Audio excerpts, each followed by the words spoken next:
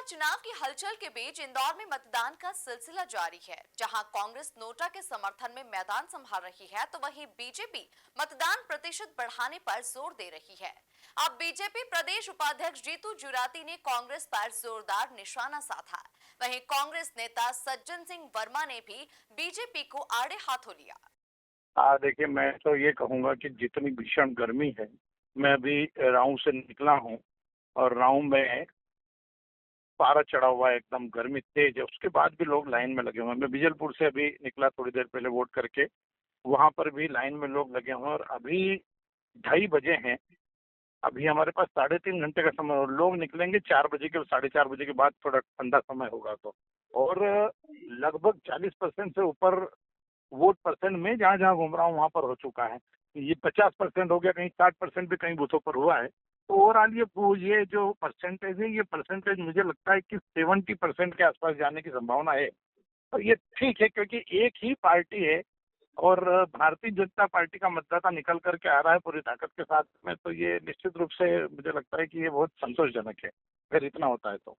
देखिए नयन जी, बहुत अच्छा आपने बहुत ही अच्छा सवाल किया है। आप कांग्रेस की दुर्गति देखिए और कांग्रेस का दुर्भाग्य देखिए।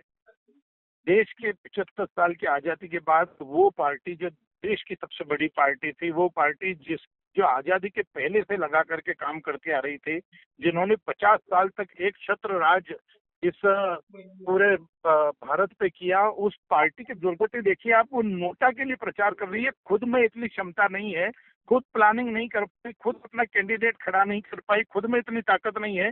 सारे बड़े नेता जो अपने आप को कहते थे वो बचते फिरे, क्योंकि उनको पता है कि यह नरेंद्र मोदी की ये राष्ट्रवाद की आंधी है। ये भारत का एक एक मतदाता जागरूक हो चुका है और ये बुरी तरह से लपेटेंगे। तो किसी को भी उठा करके टिकट दे देना, किस तरह की परिस्थितियां इनकी यहाँ पर जो बनी थी, और जिसको टिकट दिया था उसको कैसे चील कौवों की तरह नोच नोच करके खाने की परिस्थिति बनी। कोई इतने पैसे मांग रहा है, कोई इतने पैसे मांग रहा है।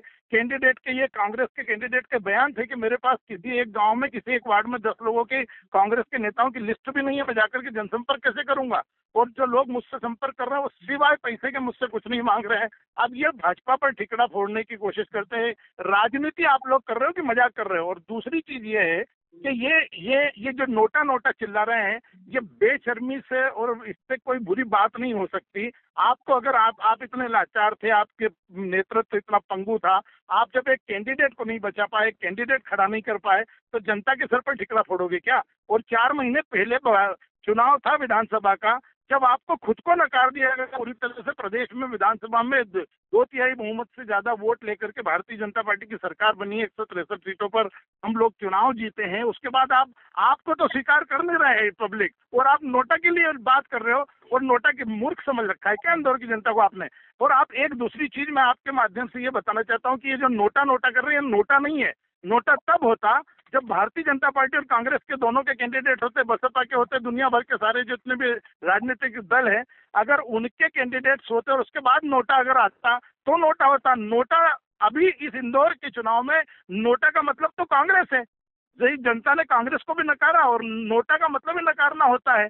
नोटा वो होता है कि जिसमें किसी भी राजनीतिक दल से मतदाता संतुष्ट नहीं होता है, तो वो अपना अपना एक विरोध प्रदर्शित करता है कि भाई मैं भाजपा से भी संतुष्ट नहीं हूँ, कांग्रेस से भी नहीं हूँ, या इसके कैंडिडेट से नहीं हूँ। अब यहाँ तो नोटा का पर्याय कांग्रेस हो गई। कांग्रेस मतलब नोटा, नोटा मतलब कांग्रेस।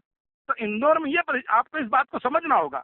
नोटा तब माना जाता है जब कांग्रेस का भी कैंडिडेट होता है और भाजपा का भी होता है। अब कांग्रेस के लोग जाए तो जाए कहाँ। मेरा एक भाई है, मेरे गांव का ही है, मैं आपको उसका नाम नहीं लूंगा। सुबह जब मैं उधर से निकला, मैंने उसको वो तो कांग्रेस का नेता ही है बड़ा, ये मान के चले। तो मैंने उसको कहा कि यार, मेरा भाई है, तू छोटा और तू बहुत मेहनत करता है, तो एक काम कर, चल, मेरा मन हो गया कि आज मैं कांग्रेस में वोट डालूंगा, चल मुझे लेके चल तेरे साथ, तूने झंडा लगाया तो वो इधर उधर बगले झाँकने लगा। वो है कहाँ तुम्हारा, तुमने ऐसी बुरी गत करी है कांग्रेस की कि तुम्हारे यहाँ ये देश की आजादी के बाद इंदौर जैसे इस महानगर में कांग्रेस का कैंडिडेट ही नहीं है।